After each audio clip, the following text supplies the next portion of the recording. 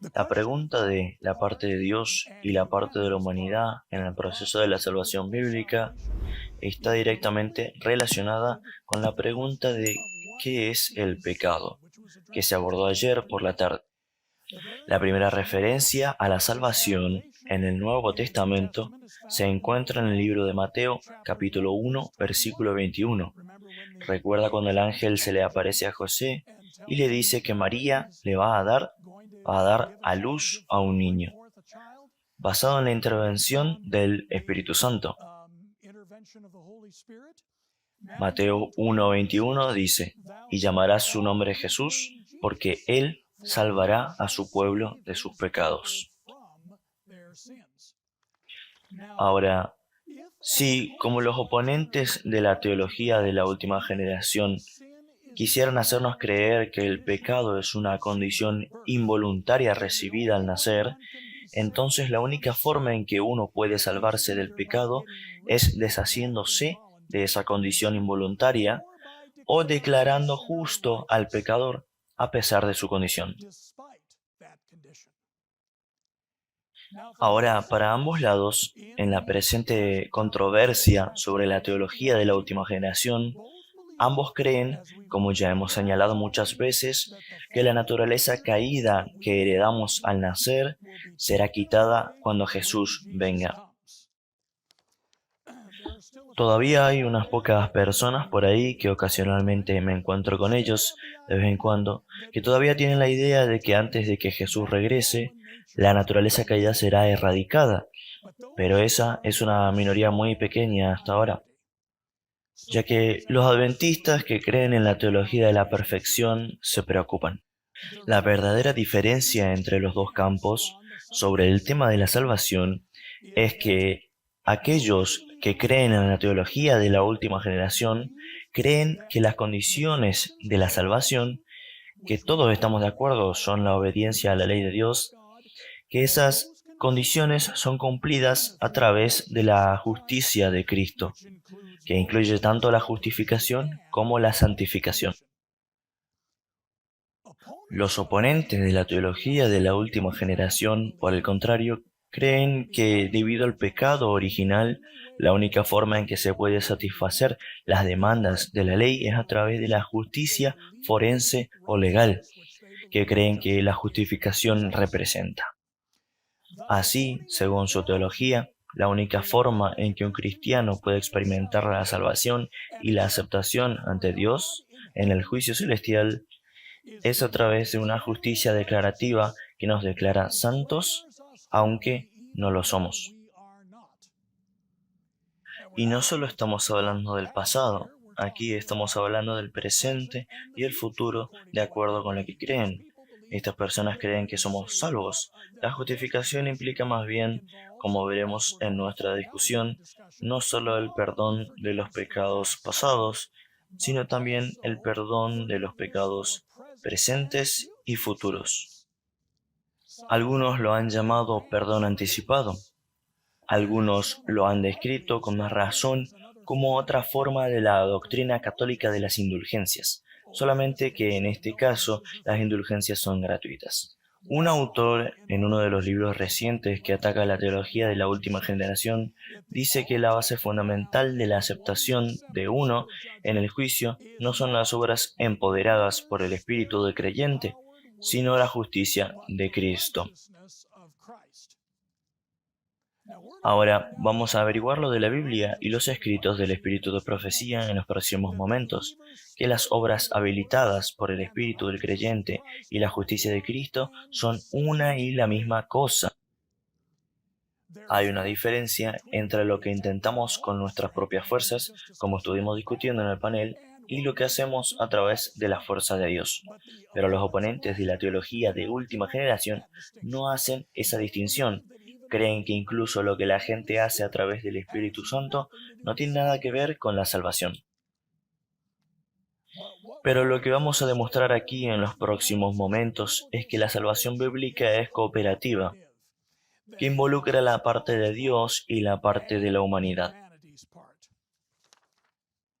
Ahora vamos a empezar con el Antiguo Testamento al mirar los asuntos de la salvación, porque recuerda lo que Pablo le dijo a Timoteo en 2 de Timoteo, capítulo 3, versículo 15.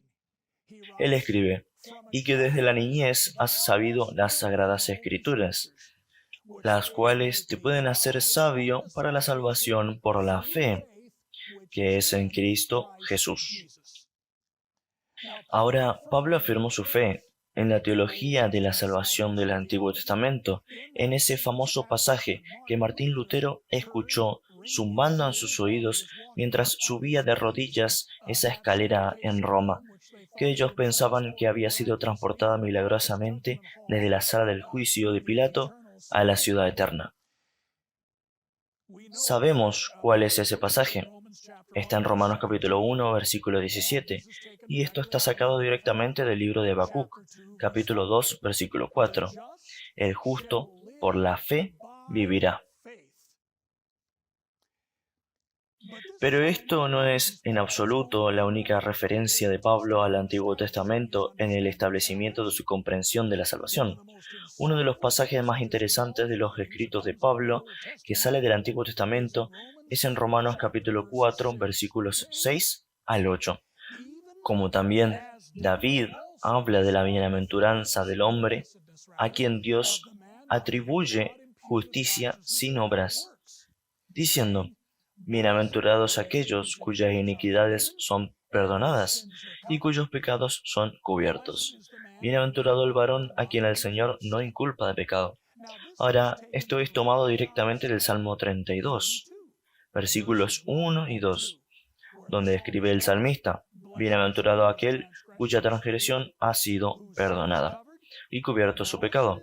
Bienaventurado el hombre a quien Jehová no culpa de iniquidad y en cuyo espíritu no hay engaño. Ahora, esto es significativo porque recuerda otros versículos bíblicos que nos dicen más acerca de las condiciones para recibir el perdón de Dios.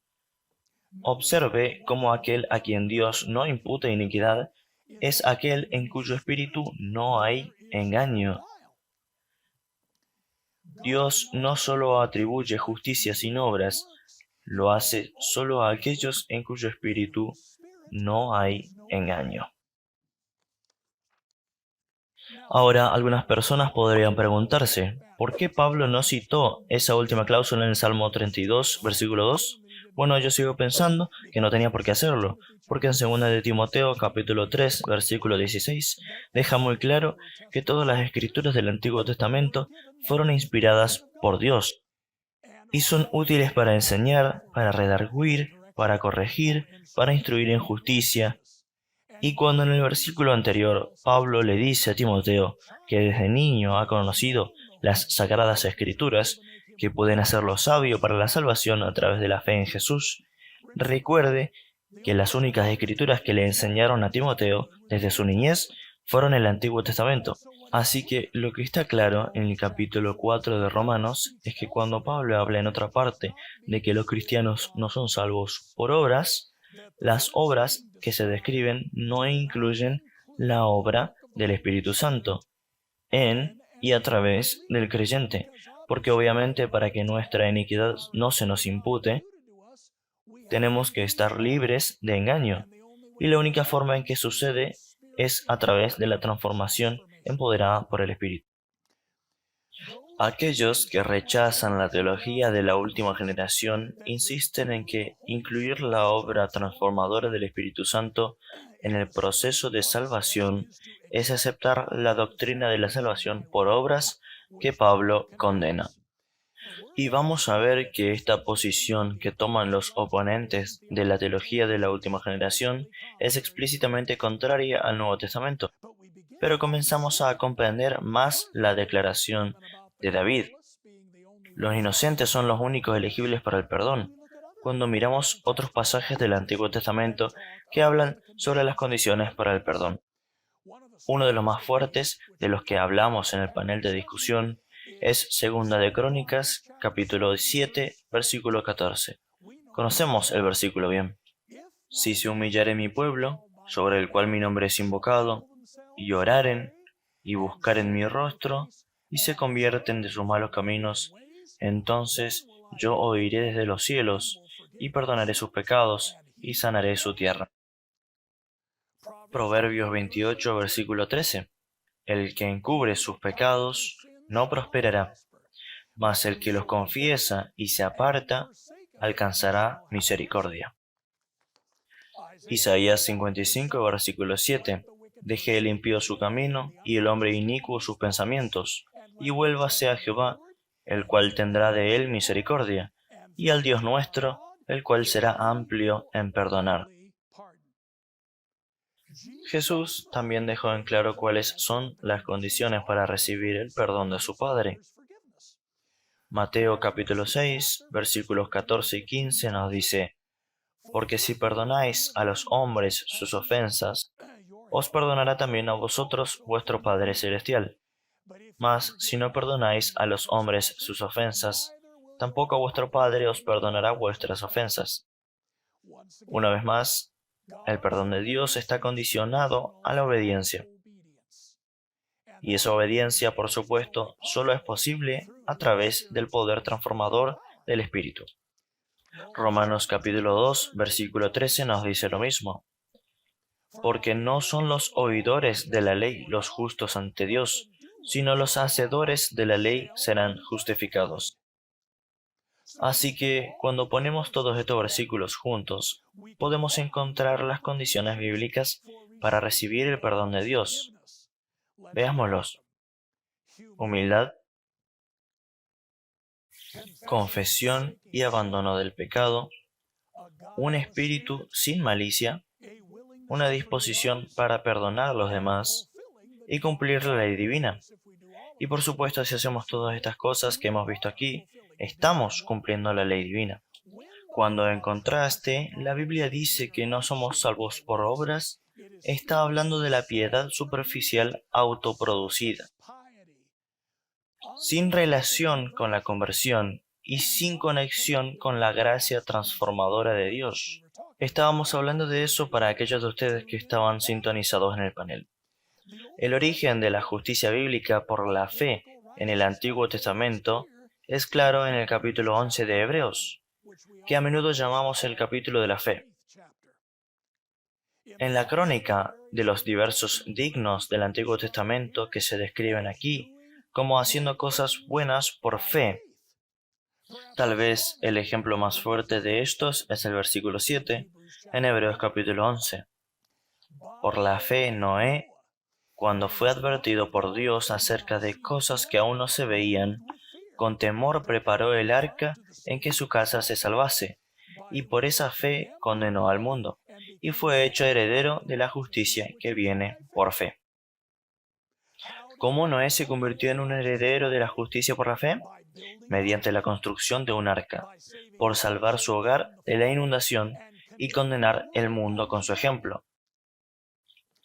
Más recientemente, en una de las publicaciones líderes de la Iglesia, había un elogio al Dr. Desmond Ford, que trató de defender la idea que Ford enseñó por muchos años, que la justificación por la fe supuestamente es igual solamente a la justificación. Ahora he mencionado esto una vez antes, pero si alguno de ustedes está interesado en leer un artículo en profundidad que yo he preparado sobre este tema en mi sitio web, en vindicate.com, solo tienen que buscar el título El alcance bíblico de la justificación por la fe y googlear mi nombre, Kevin Paulsen, y lo encontrarán. La Biblia es muy clara, amigos, que la justificación por la fe, como se enseña en la Biblia, incluye tanto la justificación como la santificación. Ya hemos visto esto en Hebreos 11, pero vamos a buscar otros pasajes que nos digan lo mismo. Una vez más, miremos lo que dice acerca de Noé en Hebreos 11, versículo 7. Por la fe, Noé, cuando fue advertido por Dios acerca de cosas que aún no se veían, con temor preparó el arca en que su casa se salvase, y por esa fe condenó al mundo, y fue hecho heredero de la justicia que viene por la fe. Ahora, amigos, si eso no es lo que equivale solo la justificación por la fe con la santificación, no sé lo que es. Ahora vamos a ver algunos otros pasajes. Filipenses capítulo 3 versículos 4 al 9. Aunque yo tengo también de qué confiar en la carne. Si alguno piensa que tiene de qué confiar en la carne, yo más, circuncidado al octavo día, del linaje de Israel, de la tribu de Benjamín, hebreo de hebreos, en cuanto a la ley, fariseo, en cuanto al celo, perseguidor de la iglesia, en cuanto a la justicia que es en la ley, irreprensible. Pero cuantas cosas eran para mi ganancia, las he estimado como pérdida por amor de Cristo. Y ciertamente aún estimo todas las cosas como pérdida por la excelencia del conocimiento de Cristo Jesús, mi Señor, por amor del cual lo he perdido todo y lo tengo por basura, para ganar a Cristo y ser hallado en Él, no teniendo mi propia justicia, que es por la ley, sino la que es por la fe de Cristo, la justicia que es de Dios por la fe. Ahora, claramente en este contexto, la justicia de la ley se refiere a lo que la gente intenta con sus propias fuerzas, aparte de la conversión. Ahora, hay otros pasajes en los escritos de Pablo donde la justicia de la ley se refiere a la justicia de la santificación. Por ejemplo, en Romanos capítulo 8, versículo 4, donde Pablo dice, para que la justicia de la ley se cumpliese en nosotros, que no andamos conforme a la carne, sino conforme al Espíritu.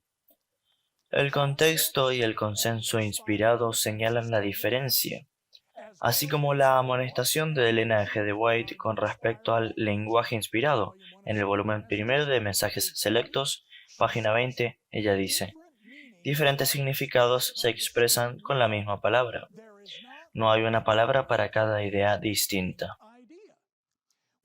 Vemos esto muy claramente, por ejemplo, cuando en algunas declaraciones Elena de White dice que la expiación fue completa en la cruz y en otras declaraciones dice, la expiación todavía está en curso. Así que lo que Pablo está desconociendo en Filipenses capítulo 3 y contando como basura no es la justificación de la santificación, sino más bien la piedad superficial y la justificación propia de su pasado farisaico. La justicia que es de Dios por la fe, en la que Pablo ahora se goza, claramente incluye la santificación cuando nos fijamos en el siguiente versículo. Filipenses capítulo 3, versículo 10. A fin de conocerle y el poder de su resurrección y la participación de sus padecimientos, llegando a ser semejante a él en su muerte. En otras palabras, el conocer a Jesús y experimentar la participación de sus padecimientos es la santificación. Esto está hablando acerca de la piedad práctica. Aquí no se trata de una declaración legal. En el 9º capítulo del libro de Romanos, versículos 30 al 32, encontramos lo mismo. Encontramos la justicia por la fe equiparada con la justicia transformadora interna impartida divinamente. ¿Qué pues diremos? Pregunta Pablo. ¿Que los gentiles que no iban tras la justicia han alcanzado la justicia, es decir, la justicia que es por fe, mas Israel, que iba tras una ley de justicia, no la alcanzó? ¿Por qué? Porque iban tras ella no por fe, sino como por obras de la ley. Y obviamente aquí, cuando habla de las obras de la ley, está hablando de lo no santificado, la justicia legalista superficial, no la justicia de la santificación. Nadie puede decir que esta referencia a la justicia, que es de Dios por la fe, se limita a la justificación. La única justicia que está excluida de la justicia que Pablo dice, que viene por fe, es la piedad superficial y el ritual religioso de la justicia farisaica. Esta es la pseudo justicia en la que Pablo se regocijó antes de su conversión. En Romanos capítulo 10, la naturaleza transformadora de la justicia por la fe también es clara ya que Pablo cita un pasaje del capítulo 30 de Deuteronomio sobre este mismo punto. Romanos capítulo 10, versículos 6 al 8 dice: Pero la justicia que es por la fe dice sí. No digas en tu corazón, ¿quién subirá al cielo? Esto es para traer abajo a Cristo. ¿O quién descenderá al abismo? Esto es para hacer subir a Cristo de entre los muertos. Mas, ¿qué dice? Cerca de ti está la palabra, en tu boca y en tu corazón. Esta es la palabra de fe que predicamos. Muy claro, amigos. La justicia bíblica por la fe implica la escritura de la ley en el corazón y la santidad práctica que produce el nuevo pacto. No hay tensión en absoluto entre la obra de Cristo por nosotros y su obra en nosotros. No hay tensión en absoluto entre la negación de Pablo de la justicia por las obras y el hecho de que la obediencia es la condición de nuestra salvación. Porque la obediencia que cumple esa condición es sólo lo que se logra mediante la cooperación humana divina. Jesús fue muy claro sobre este punto en Mateo capítulo 7, versículo 21, donde dice al concluir su sermón en el monte: No todo el que me dice Señor, Señor, entrará en el reino de los cielos, sino el que hace la voluntad de mi Padre que está en los cielos. Conocemos la historia de Jesús y el joven rico. Las mismas condiciones se declararon. Mateo capítulo 19 versículos 16 y 17, que dice: Entonces vino uno y le dijo: Maestro bueno, ¿qué bien haré para tener la vida eterna?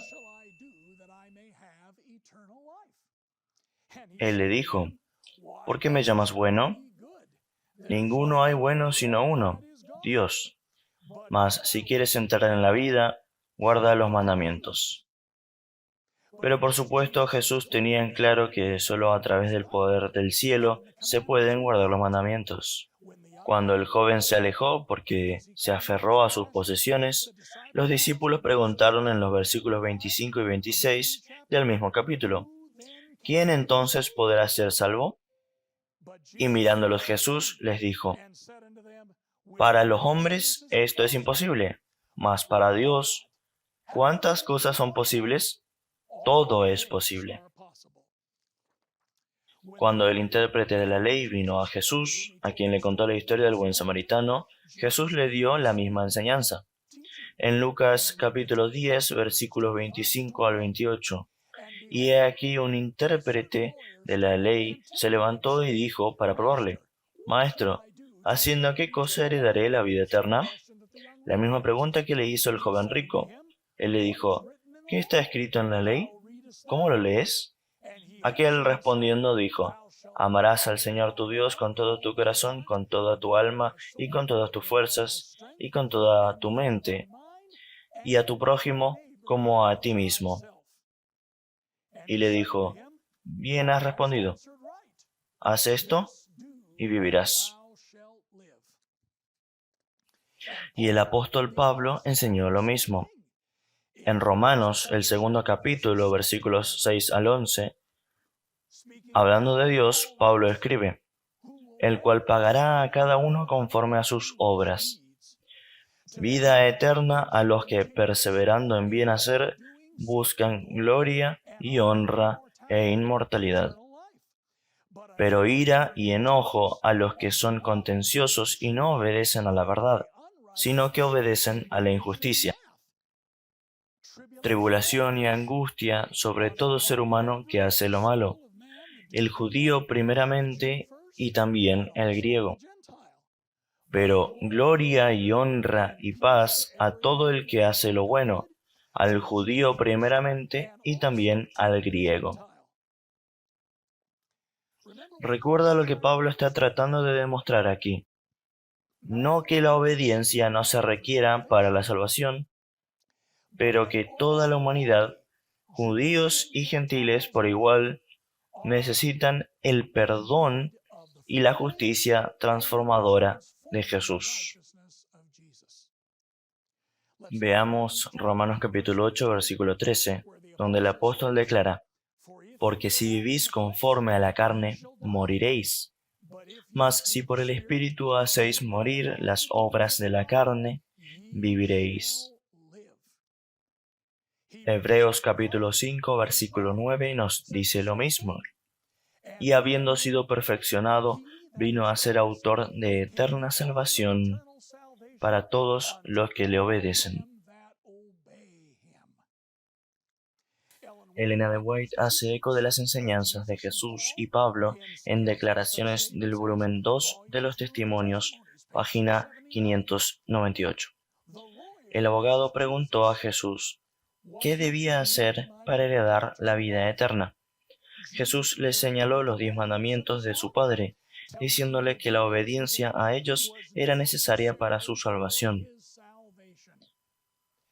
Cristo le dijo que él conocía los mandamientos y que si los obedecía tendría vida. En el Review and Herald, junio 26 de 1900, cuando el abogado se acercó a Cristo y le dijo: Maestro, ¿qué haré para heredar la vida eterna? El Salvador no dijo: cree solamente y serás salvo. ¿Qué está escrito en la ley? Él dijo: ¿cómo lees? Aquí la falsa doctrina de que el hombre no tiene nada que hacer más que creer es barrida. La vida eterna se nos da con la condición de que obedezcamos los mandamientos de Dios. Y por lo tanto, cuando escucha a la gente decir que el Evangelio son las buenas nuevas incondicionales de salvación, eso es mentira. La Biblia es muy clara. El espíritu de profecía, los escritos son claros, hay condiciones y la obediencia es una de ellas. Afortunadamente, solo la gracia de Dios, combinada con nuestro esfuerzo, puede hacer que eso suceda. Señales de los tiempos, 24 de noviembre de 1887, nos dice exactamente esto.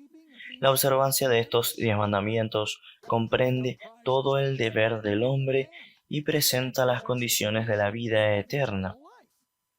Ahora la pregunta es, ¿cumplirá el hombre con los requisitos? ¿Amará a Dios supremamente y a su prójimo como a sí mismo? No hay forma posible de que el hombre haga esto con sus propias fuerzas. El poder divino de Cristo debe sumarse al esfuerzo de la humanidad. Note que ella no dice que el poder divino de Cristo sea como un sustituto del esfuerzo de la humanidad. Debe agregarse. El volumen 7 del Comentario Bíblico, página 920, Elena de White dice: del cristiano, perfecta obediencia a todos los mandamientos de Dios, le abre las puertas de la ciudad santa. Volumen 7 del Comentario Bíblico, una vez más, página 971. El Evangelio que se predicará a todas las naciones, tribus, lenguas y pueblos presenta la verdad en líneas claras, mostrando que la obediencia es la condición para obtener la vida eterna. Cristo imparte su justicia a aquellos que consienten en permitirle quitar sus pecados. Cada día con Dios, página 70. Gracias a Dios, nos ayuda a cada paso del camino que tenemos que recorrer, si estamos dispuestos a salvarnos de acuerdo con el plan señalado por Cristo, mediante la obediencia a sus requerimientos. Volumen 2 de los Testimonios, página 497. Solo por el poder de Dios puede colocarse en una posición que le permita recibir su gracia, un instrumento de justicia. No solo requiere Dios que controle sus pensamientos, sino también sus pasiones y afectos. Su salvación depende, escuchen atentamente, su salvación depende de que se gobierne en estas cosas. El mismo volumen de los Testimonios, página 612. Dios quiere que todos hagan un uso práctico de las claras enseñanzas de su palabra acerca de la salvación del hombre. Si son hacedores de la palabra, que es clara y poderosa en su sencillez, no dejarán de perfeccionar un carácter cristiano.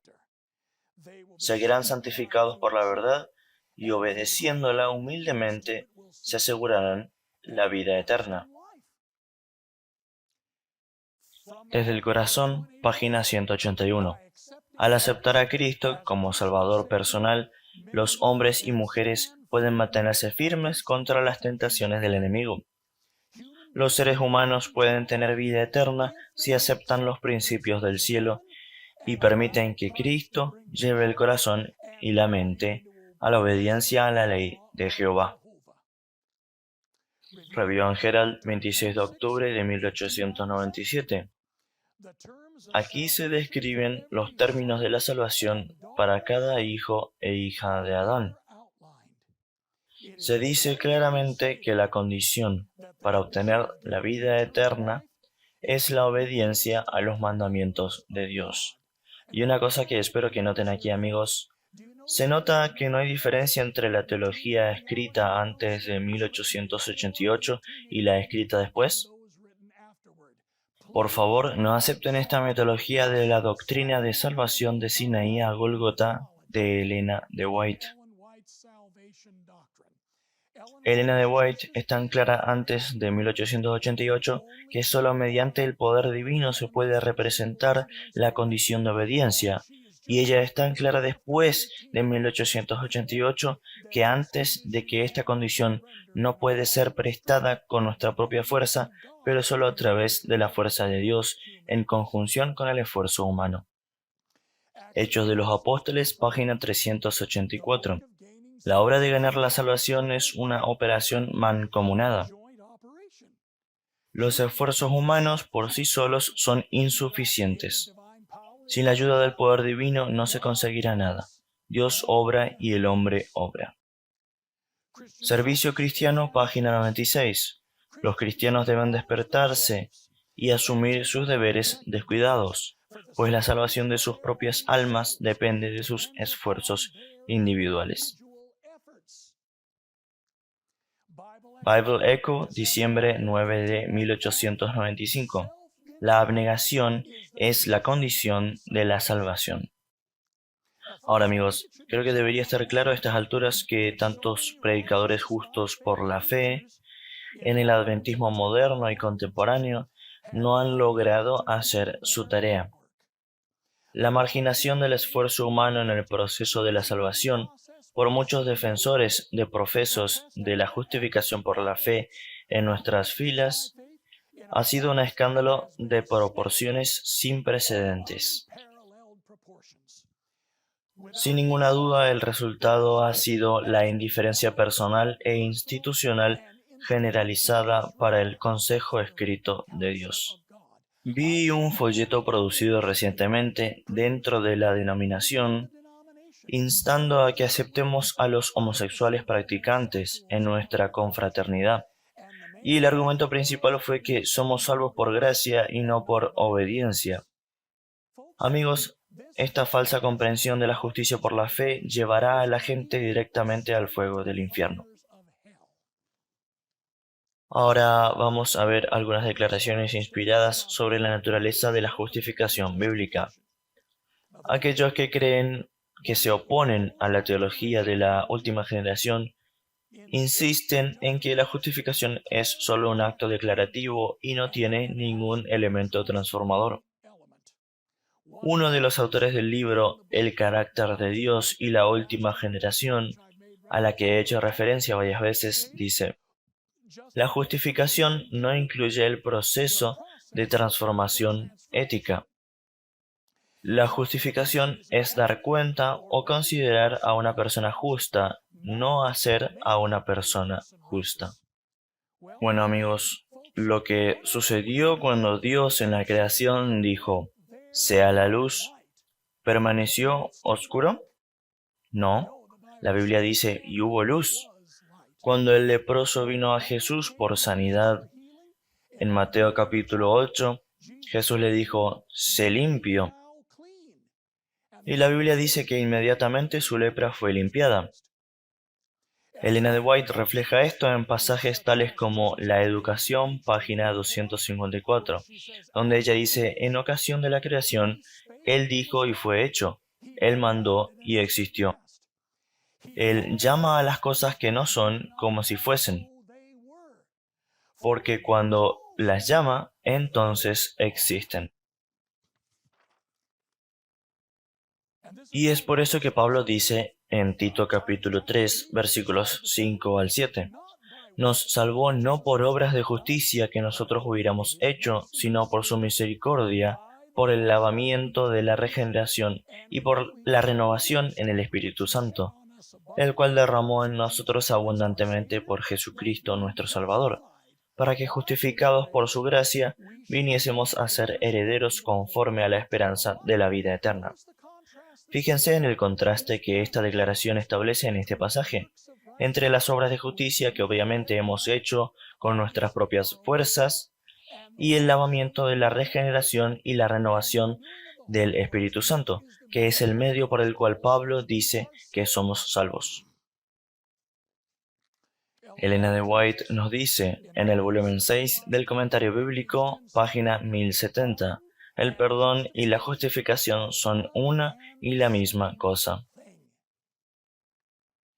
Así que con esto en mente, veamos lo que Elena de White dice que significa ser perdonado en términos de su aspecto interno. Review and Herald, 19 de agosto 1890. Ser perdonado en la forma en que Cristo perdona no es solo ser perdonado, sino ser renovado en el espíritu de nuestra mente. El Señor dice: te daré un corazón nuevo. La imagen de Cristo debe estamparse en la mente, el corazón y el alma. Recibiréis poder, página 98. Justificar quiere decir perdonar.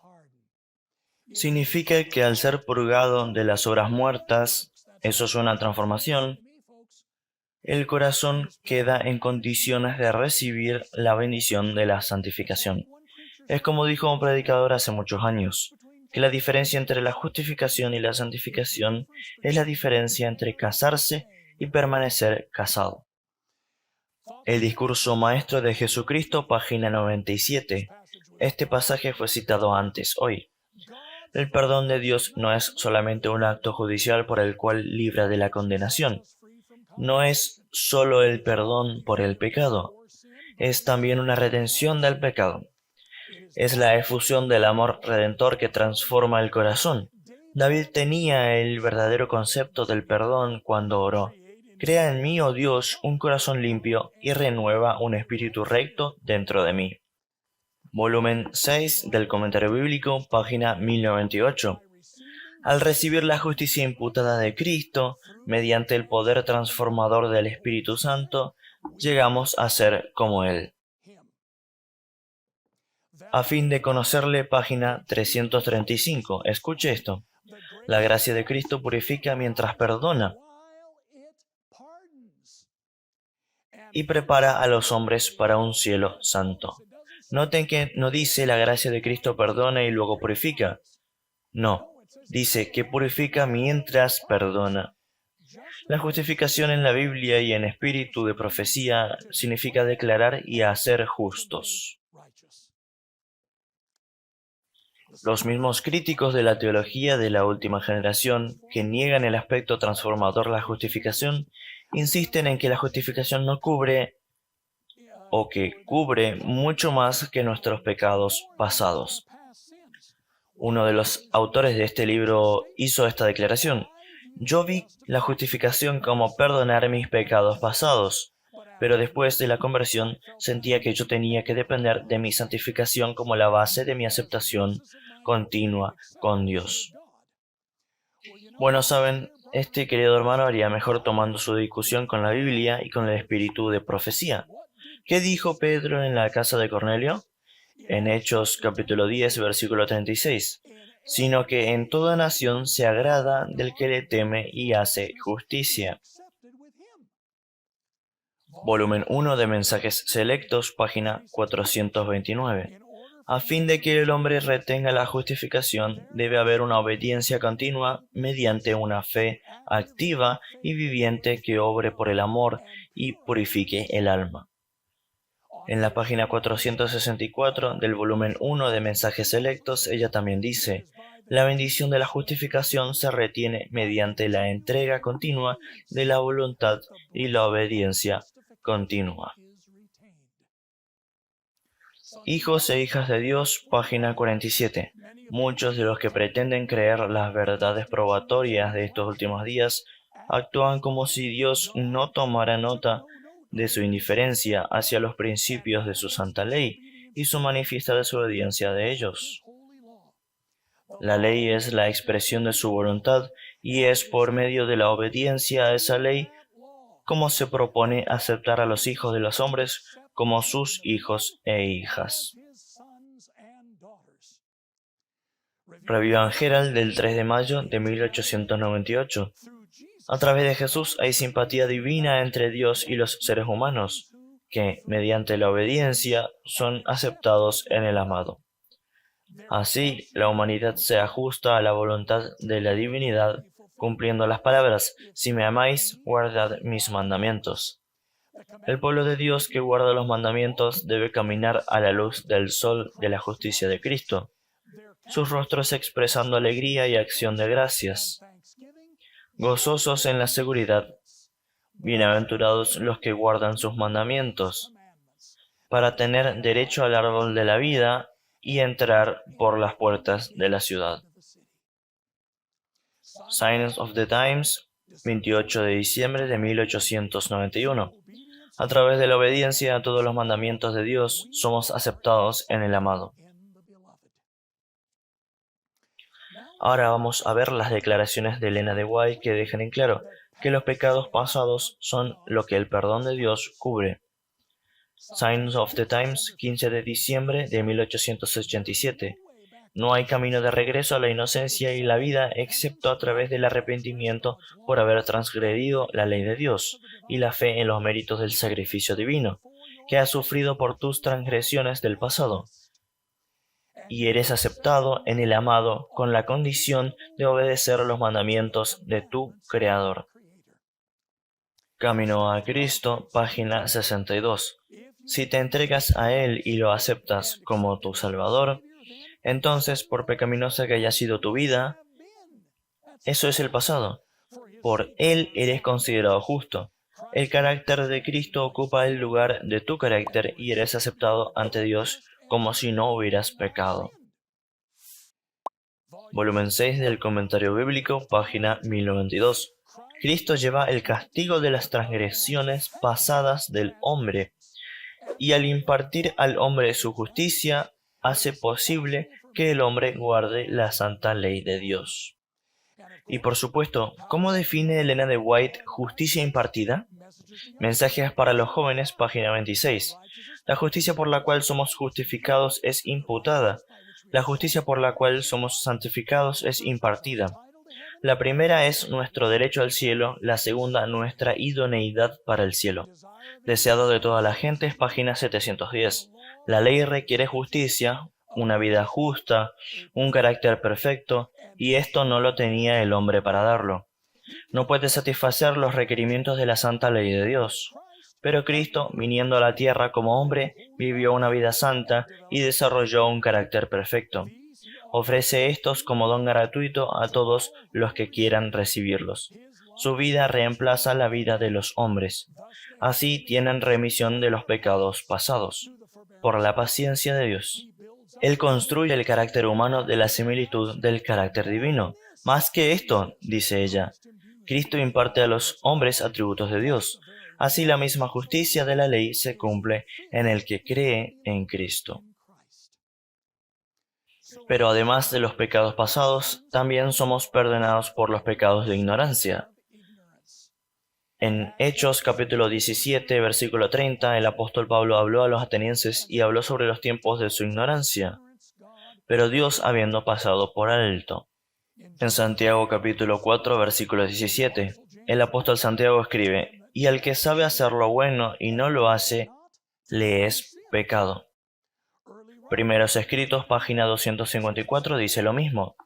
La atención de cuantos aceptan este mensaje se dirige hacia el lugar santísimo, donde Jesús está de pie delante del arca, realizando su intercesión final por todos aquellos para quienes hay todavía misericordia, y por los que hayan violado ignorantemente la ley de Dios.